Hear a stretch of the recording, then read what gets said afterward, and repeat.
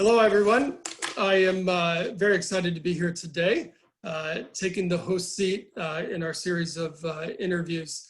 And as we continue to interview the amazing people that we get to meet on our journeys in the investment world, I am very happy to be speaking today with an amazing up-and-coming venture capital investor, Ian Rountree.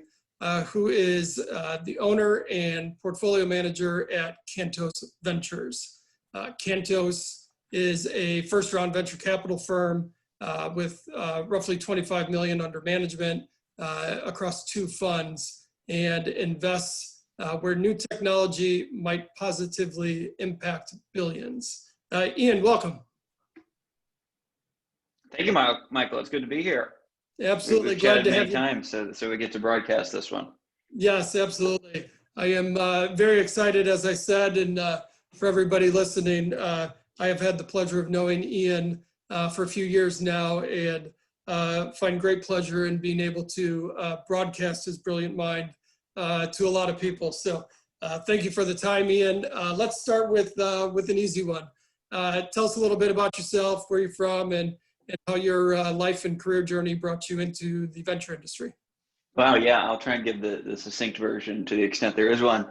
I'm kind of a child of 2 coasts. I grew up in Florida, and my mother's still there, although she had grown up in the Philippines and Japan and California, and most of her family is still here in the Bay Area. So though I grew up in Florida, that's kind of a placeholder that we'll get back to.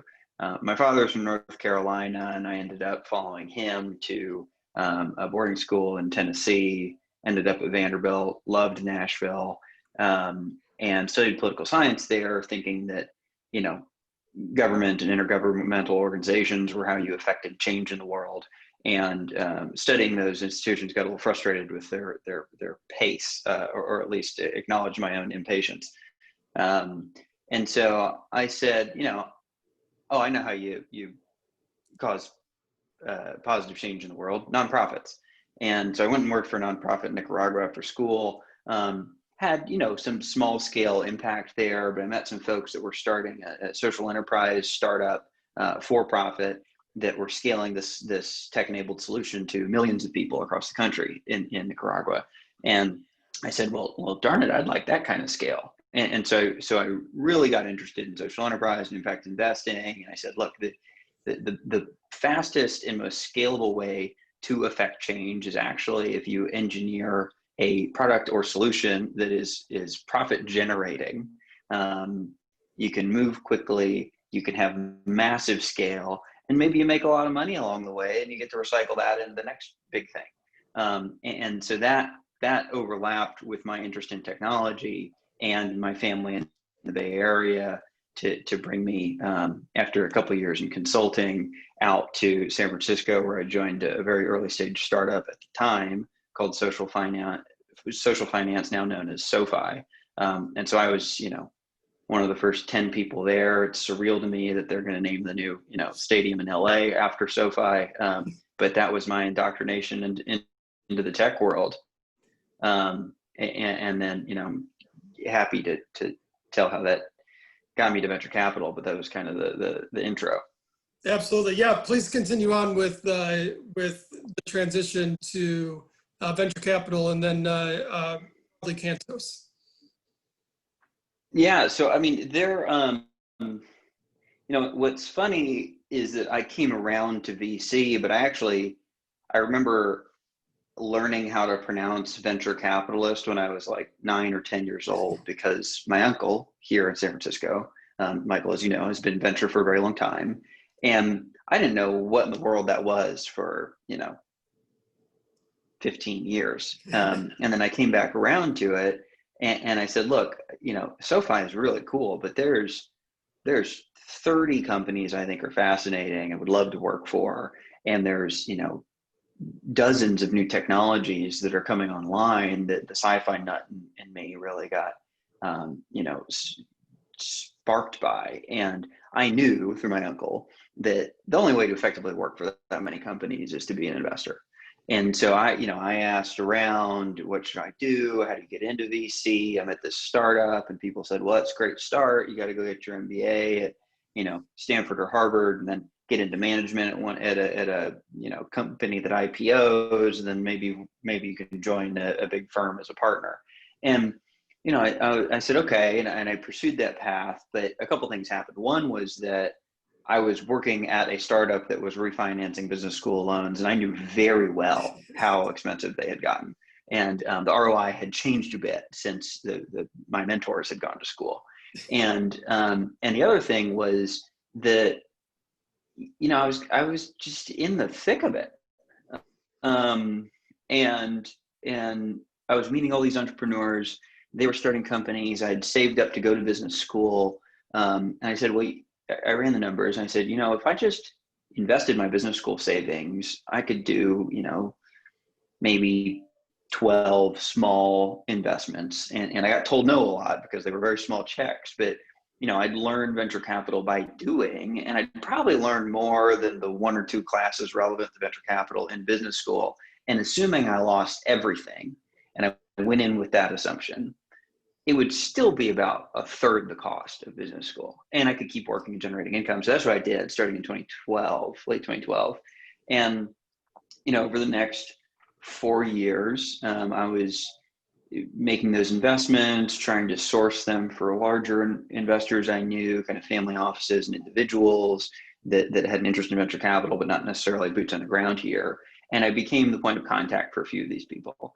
And in 2016, I said, if the variables of the venture capital equation boil down largely to deal flow, pattern recognition, and some ability to get into competitive deals, I've exhibited some prowess at that, not knowing anything. I'm only getting better, but I'm out of my own money. Wouldn't it be kind of a shame for me to stop? And, there were a few folks that said, heck, we'll give you a couple $1,000,000 and see what you can do. And then, I met people like you, and that couple million grew eventually to 4.5, which was Cantos 1. And I said, I'm going to continue investing in the things I know, which are fintech. And I've been dabbling a lot in kind of vertical software in industries that I thought were important for the world, because that very much drives me. I'm not necessarily interested in getting people, delivery food faster. I'm more interested in accelerating and improving or making more sustainable industries like construction, agriculture, manufacturing, logistics. And so I did a lot of that in Fund 1. And then toward the end, I said, well, software's gotten pretty saturated. And granted, it's got magical gross margins. I'd like it to be a piece of what we're doing, but I want these companies to be a bit more defensible. And so I started looking more at proprietary technology and baking software into proprietary hardware, or in some cases wetware, that is biology. And interestingly, those investments that looked more kind of sciencey, moonshotty, frontier tech in Fund 1 quickly became some of the most interesting in the portfolio, not just in terms of markups, but I mean, as you know, Solugen, a synthetic biology company in the portfolio, is the leader in terms of revenue at this point. And so there's always been this tie in people's minds of, kind of sciencey technology takes longer and it's riskier. Well, it can be, but not necessarily, and not in my experience. Sure, it's really easy to go glom on the, some growth round of a trending SaaS startup that's moving, growing linearly. And if you can wedge your way in, then, that's a momentum play that makes sense. But from a seed perspective, I found, some of these companies that have concrete proprietary technology can actually move faster in terms of revenue than a relatively undifferentiated software product, even if that software is lighter CapEx. And so Fund 2 is dedicated to those companies that are marrying software with hardware and increasingly wetware. As I've spent, about half my time on biology the last few years. Absolutely. That's fantastic, Ian. Thank you. I want to take a quick step back broadly to the industry. On your website, you reference a phrase that I thought was pretty interesting, that you're returning venture capital to its roots. And I'm curious, when did that mission become clear to you? And what do you mean by that? And why is that important? Yeah, it's an interesting question because it didn't really occur to me until I'd been investing in startups for a few years that there was some dissonance between, my first mentors, which were kind of my uncle's ilk, and um, um, for the audience, my uncle is Dick Kramlek, one of the co-founders of NEA. Has been doing this for 50 years, and his friends that I got to have meals with, like Bill Draper and Tom Perkins before he passed away, and the rest. And then kind of who my friends idolized, which were more what I think of as VC 2.0, which were the entrepreneurs that were native to the dot-com era who became VCs. And that's, the Ben Horowitz's, Mark Andreessen's of the world, Peter Thiel's kind of, benchmark was maybe between the two, but more 2.0. And they were predominantly software investors. And it was in that era that VC really popularized. And I hypothesize that this is because software is so powerful, and not just software, but the internet.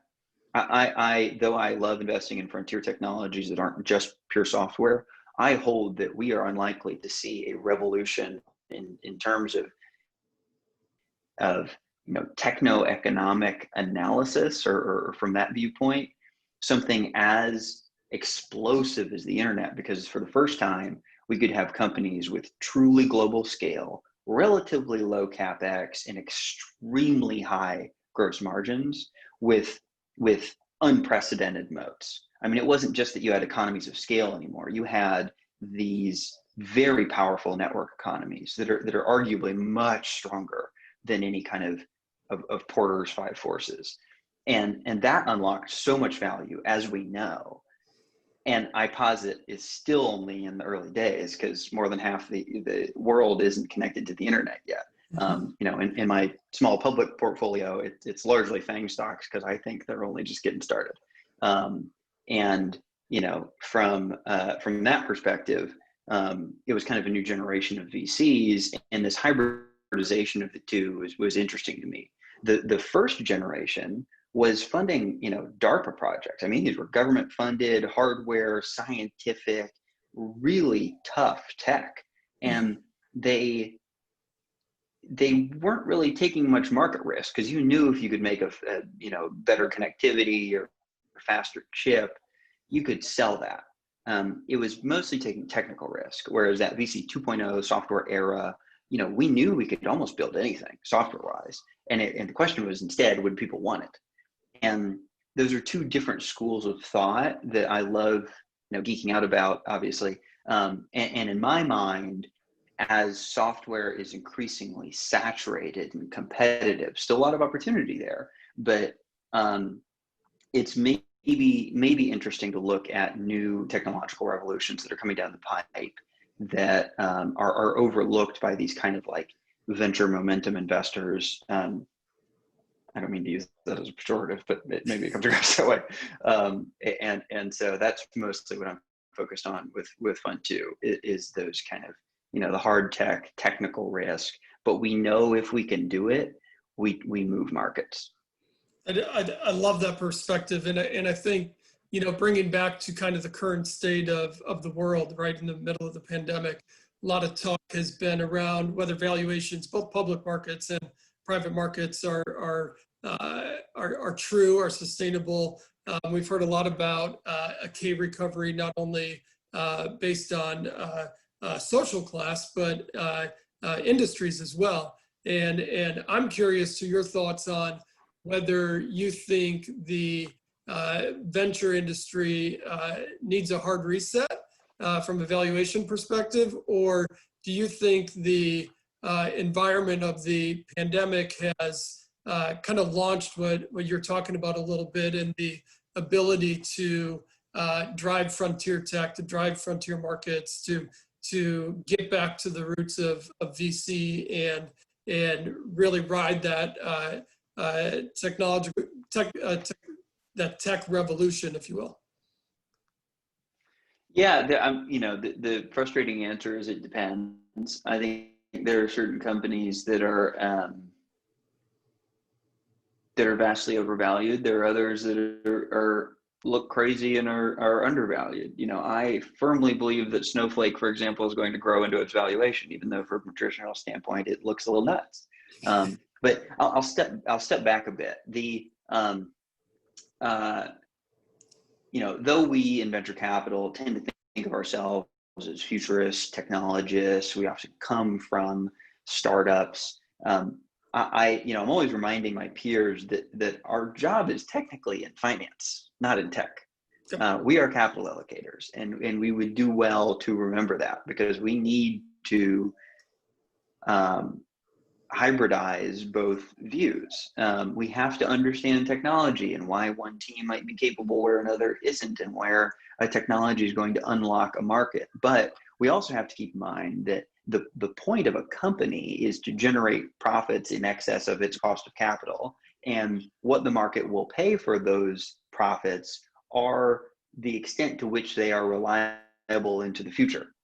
And so we have to think a lot about, you know, what's the capex versus the margins here versus the defensibility. And defensibility is really tough, but I suspect there are companies that are so defensible in the long run that it gets close to this, this hypothetical scenario of, if you knew that a company would continue generating profits forever, how much do you pay for $1 of those profits? And theoretically, the answer is infinite, right? If it is infinitely reliable, then it is infinitely valuable. And of course, I'm not advocating for paying infinity for a share of stock, but it would imply that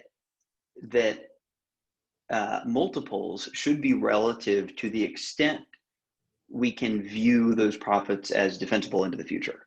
And I love reading, Michael Mauboussin and Ben Graham and Buffett and Seth Klarman, and kind of the classic image of a moat, as on Michael Maubussin's Mastering the Moat essay, is an old medieval castle. And I think in terms of, if we can visualize it that way, oftentimes when we're talking about a business moat, we think of like medieval times or Renaissance castle.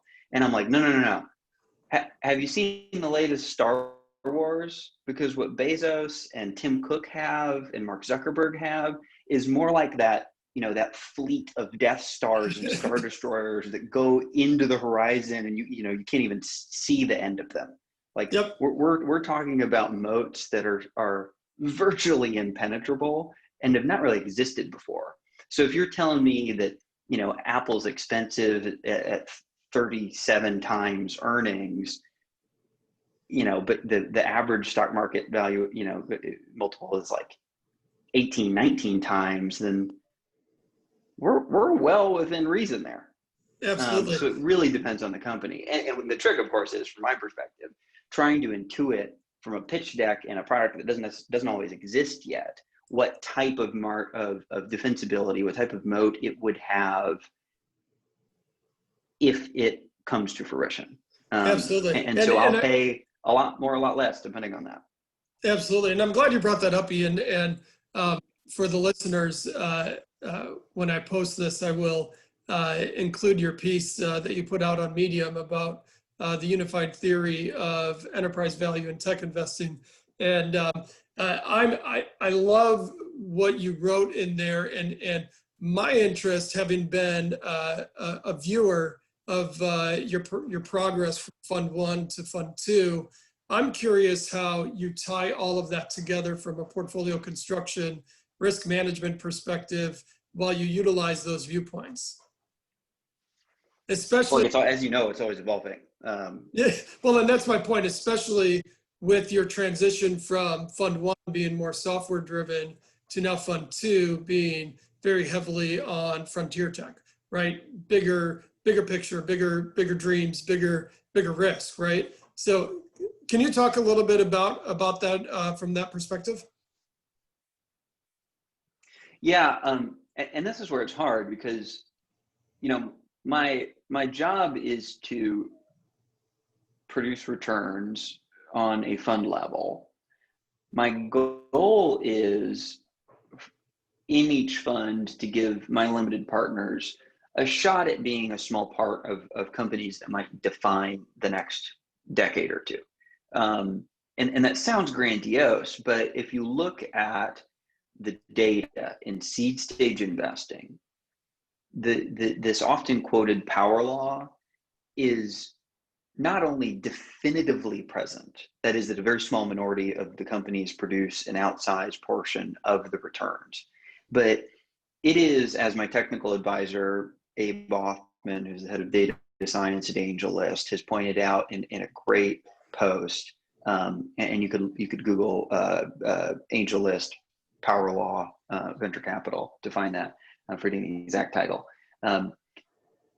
Their data, which spans a couple thousand seed stage investments over the last 8 or so years, implies that the measure of the power law is past a theoretical threshold that would tell you the potential regret for not making each incremental seed investment is nearly infinite. That it would imply that you should almost just blindly invest in every seed stage startup because if you do enough of them, one of them is going to be Uber, right? Absolutely. Like, that is shocking. And it doesn't sit well with most managers because we like to have our hand on the ball a little more. And I am not that extreme. Absolutely. I don't take board seats because I like to be equally distributed across the portfolio. And I'm just one person creating this whole portfolio. So I think it would mess up the incentives if I were only on a board of a subset of the company. Although I am an observer at some. But you do have to acknowledge the data, which is that broader portfolios tend to outperform. Now, it's hard to be in the top 5% if you're broadly distributed, because the top 5% are those who happen to be concentrated in the ones that really took off. And so I try and marry this kind of statistical seed stage broad portfolio strategy to some ability to project from seed stage how big a company could be if everything goes right. And as you know, I've told all my limited partners that I'm going to invest such that each one of our investments might look a little crazy, but I'm doing it because we know that one or two of them are going to return the bulk of the capital. All right. Every fund that's done better than 3x, according to Horsley Bridge, has had at least one company that's done 1.5 times the committed capital of the fund.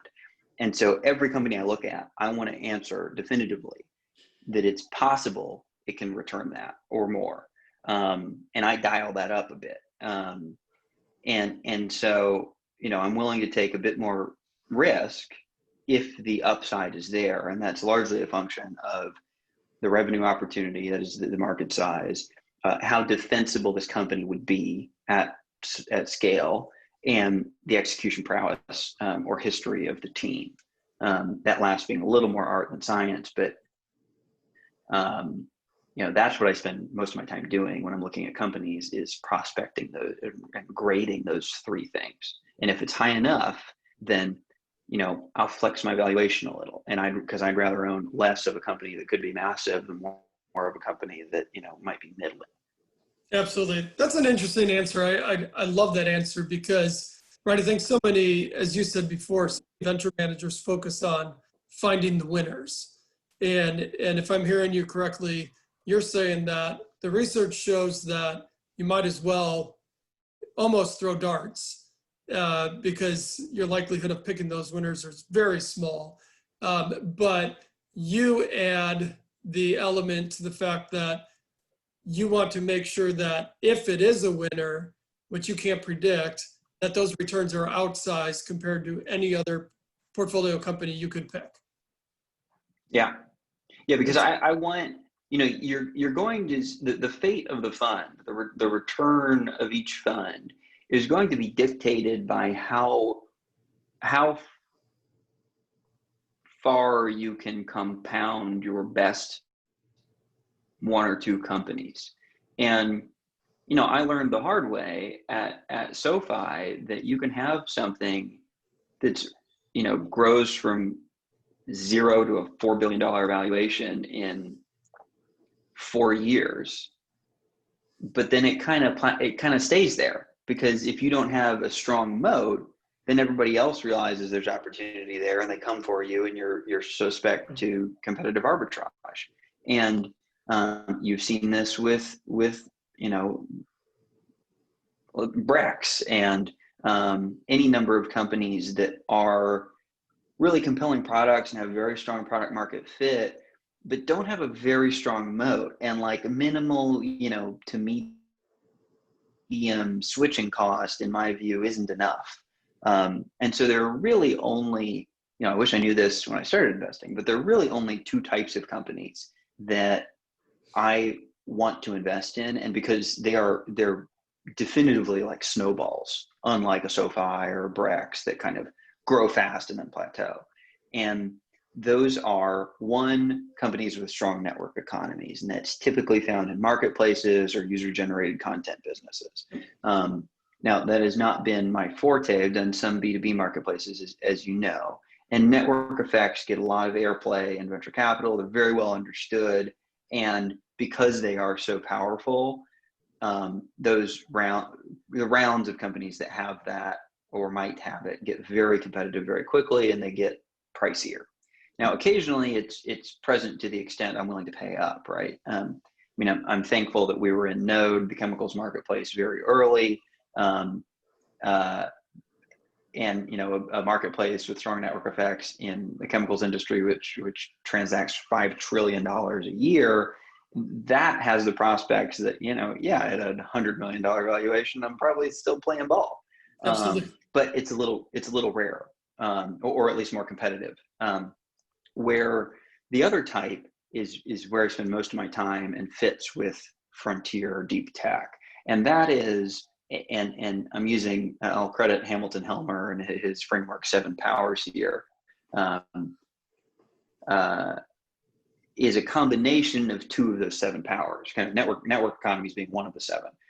There are 2 others I find interesting. In deep tech, obviously IP, which you would categorize under a core resource, can be very strong. I don't think it's sufficient. And so I like to combine it with another of the 7 powers, which Helmer calls counter positioning, and is really a distillation of the Clay Christensen framework. And it is defined as when there is a new superior business model, often unlocked by technology, that is for some microeconomic reason irrational for the incumbent to pursue. And we see this time and time again with startups where they're growing quickly, an incumbent that you thought initially, might crush them is, milking what they have, or the executives are compensated in a way that disincentivizes them to take the risk on this new strategy. And before you know it, the startup's bigger than the incumbent. Now, that's very powerful and it's really fun to think about, but it's only relevant versus the incumbents. Other startups could have a counterposition business model too. And if you signal to the market that there's opportunity there, and some bigger, badder fund with an amazing team goes after it, then all of a sudden you're in a foot race, a la SoFi, Brex, name of the company. And so I like to combine the 2. I want intellectual property that unlocks a superior business model such that the incumbents are economically disincentivized to pursue you, and the startups are legally unable to pursue you. And that would categorize many of our companies in kind of the quote unquote deep tech space, such as Skyrise and Solugen, that I'm really interested in. And so that's kind of my niche within the market. I think it's a little less popularized than, say, network effects, and is highly relevant to these cutting edge technologies that I personally view can be more impactful for the world. That makes a lot of sense. So looking at that as kind of your broad-based investment thesis, if we dive in a little bit, kind of where the markets that currently interest you. I know synthetic biology is one, biology with machine learning is another, and then the third, aerospace and orbital tech. I would like to talk a little bit about all three of these markets. I'll start with aerospace and orbital tech, and it's kind of interesting just on timing. I actually heard today that the space industry is rumored to be part of, if one passes, the 2021 infrastructure bill, where spending would go. Oh, interesting. The industry, and as you think about infrastructure in space with fuel depots and all the things that come off of that, love to hear kind of where you're focused on in the aerospace and orbital tech, and what it excites you about the possibilities of the frontier market there. Yeah, I think, space is a little different than aviation, and I cover both, right? My largest investment is in Skyrise, which is building an operating system to democratize general aviation and make it a heck of a lot safer. You might say that they're Teslafying general aviation. And I think that's profoundly impactful, because if it were as easy and as cheap to fly as it is to drive, we could redefine cities and where people work and live, and it would redefine property values in a way that I think would be really interesting and impactful for society. So that's one. And Skyrise is very much my play there, and I'm more or less all in on it, as you know. Very excited about it. Just signed a very big deal, as you know, and maybe a couple more in the works. And then, if we're talking about the orbital economy, the science fiction perspective is, that is the last frontier, and Earth is one of many planetary bodies, even in our solar system, where if we go mine an asteroid or build a moon base, it is, that's the greenest field maybe there is for economic expansion. Now, where I'm a little skeptical of that is in the view of my current 10-year investment vehicle. We've got to, maybe stay a little closer to Earth. So, my largest existing investment in orbital tech is in a telecommunications startup called Astronis, that is working with, governments and around the world, and private sector businesses, telcos, to beam broadband internet from geosynchronous orbits. So whereas you hear a lot of buzz about Starlink at SpaceX, I think it's really important. LEO has advantages and disadvantages. The geosynchronous, we put one satellite up, we can cover a whole area. It's much lower cost. And then all of the infrastructure for operating that entire economy is really interesting. I suspect it's probably going to be more of a Fund 3 focus. Yep. And there's a big question there, which is that there is a gating factor in launch vehicles. And every startup I've seen in this space inevitably is gated by who their launch provider is and their schedule and inclement weather, or we lost a rocket, or it's tied up in some government contract that's booked the next 3 and we got to wait a year and we're kind of twiddling our thumbs. That is a situation I do not like to be in, because again, you want your startup investments to be compounding as long as possible. And if you can't compound because you can't get on a ride on SpaceX for a year, then it's a severe disadvantage. So that's a big hurdle there, and it's honestly why I haven't made more investments in the space. But I'm very intrigued by it because it is greenfield. Absolutely. And I think you brought up a good point, though. Within, at least from my view, the family office space, a lot of our conversations have been around, we like the idea of space, but how likely do those returns mature in the next 10 years, the next 20 years, and what does that time horizon really look like? So I like the focus of and Yeah. coming closer to Earth. And, and, and you've got to do the microeconomic analysis again, getting back to my earlier point is, as sexy as it is, I don't like investing in companies that have high COGS or really any. No, I want very high margins. And so I'm interested in orbital technology insofar as it enables some other highly defensible, high margin business, which is why I love Astranis, right? I mean, we're essentially a internet service provider, although we're doing the backhaul, we're not going to be front facing, we're working with the ISPs, but that is an example. Or maybe a company that was managing the kind of logistics or design or communication between the economy. I'm probably less likely to invest in a company that is, selling microsatellite engines, for example, as interesting as it might be. Probably a lower margin business. Got it. That makes a lot of sense. So if we shift gears, Ian, and talk about both biologies at the same time, since I know they're different but have some overlap here. Synthetic biology, biology with machine learning. I know we've seen really broadly the healthcare industry, life sciences, and broadly tech really make an astronomical shift here during the pandemic. Talk a little bit about what excites you in these industries and where you think the opportunities will pose for you to make some allocations. Yeah,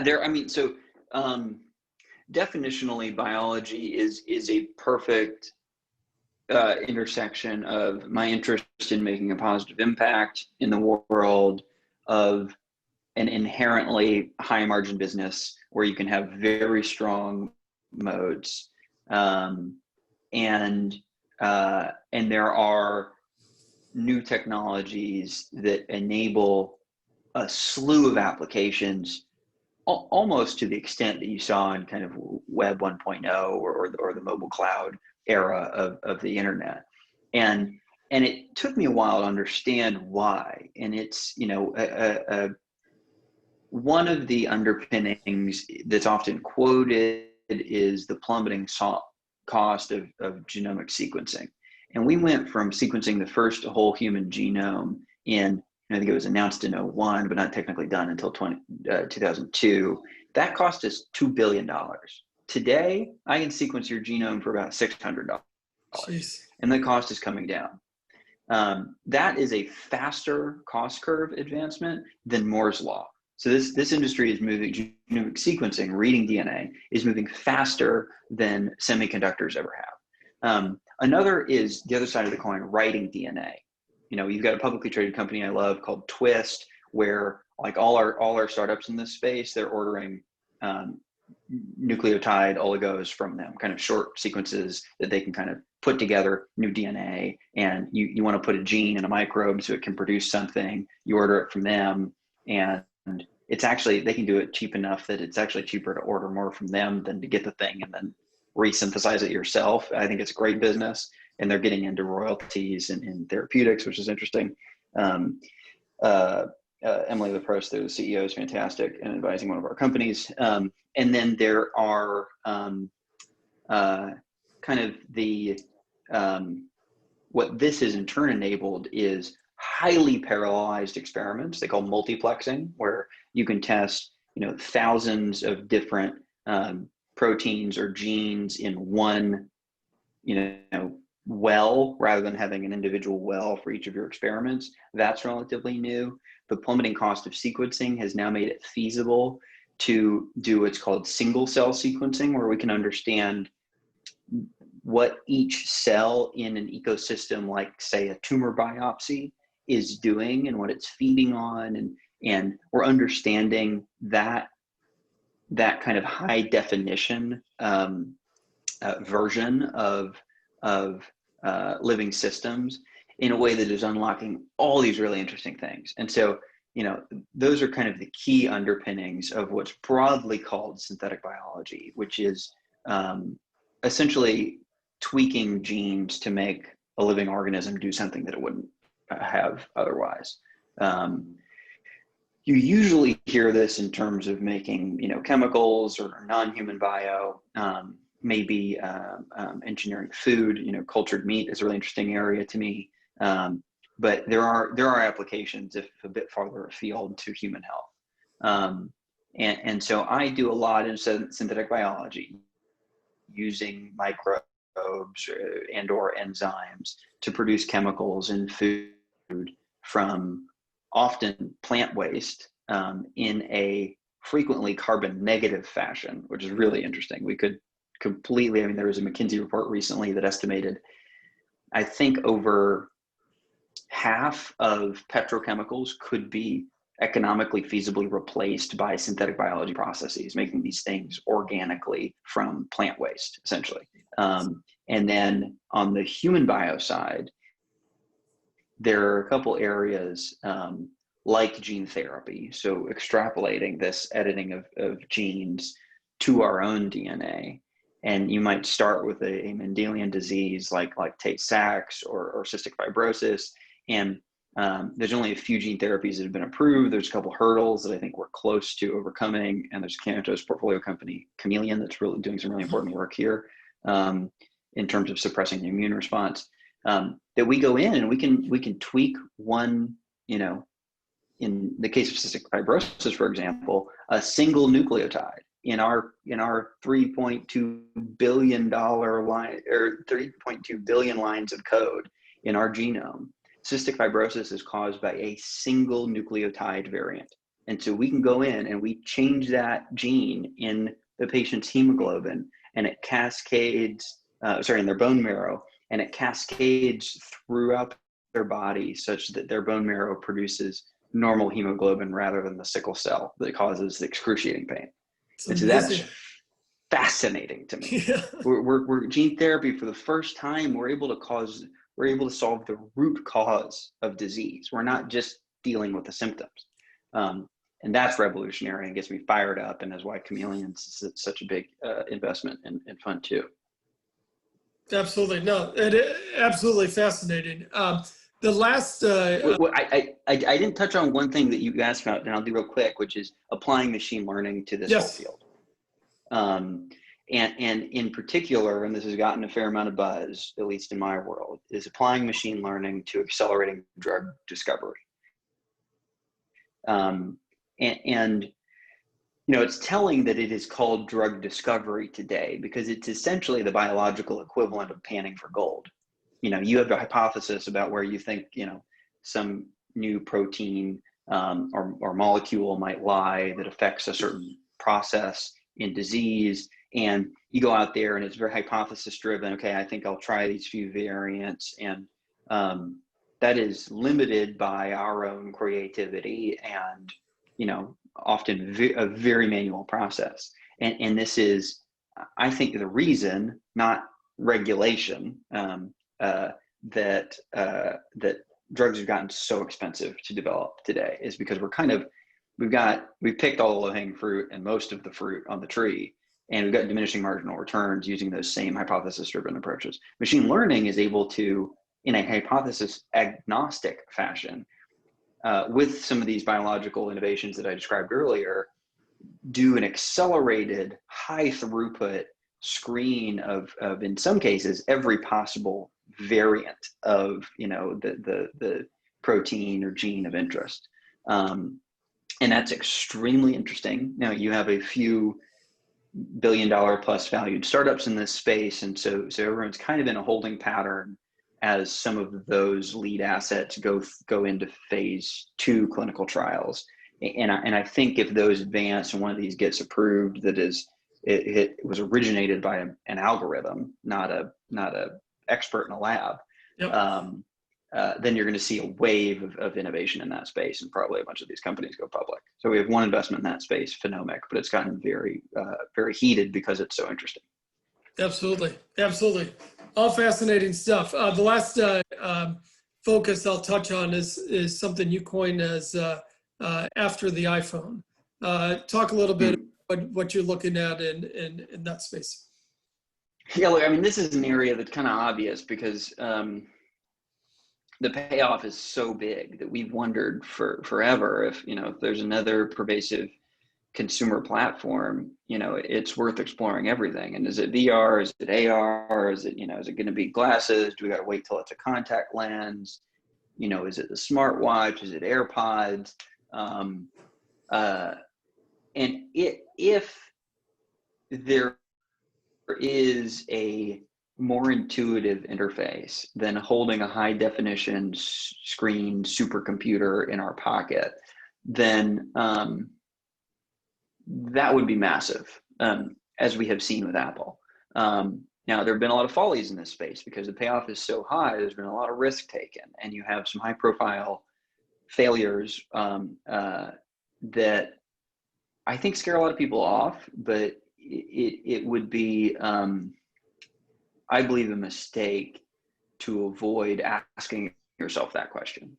And I was very skeptical of it because look, these things are pretty advanced, and I don't actually think you're going to beat this very easily.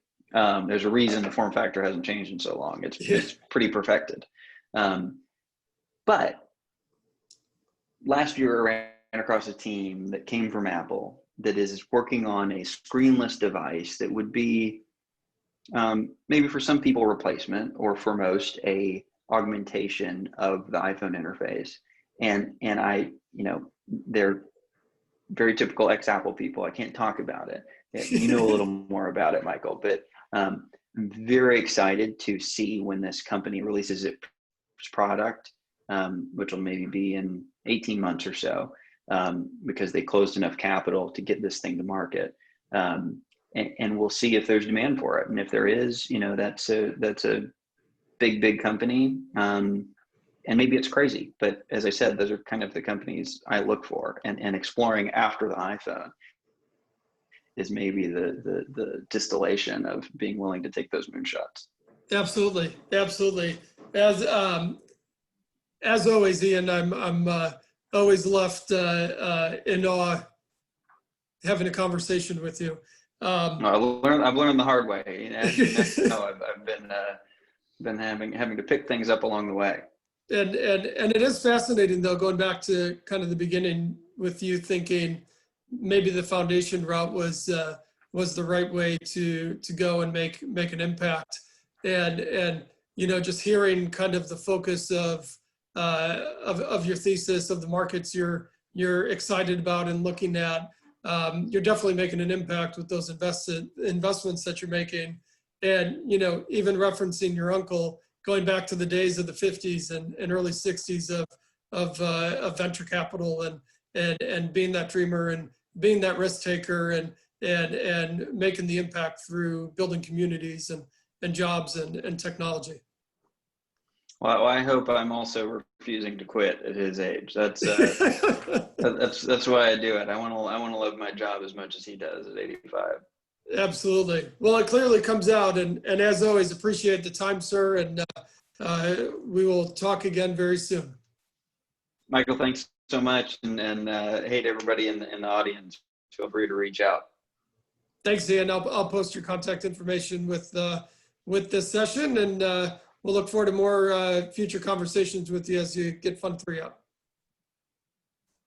Thank you, good sir. Take care of yourself.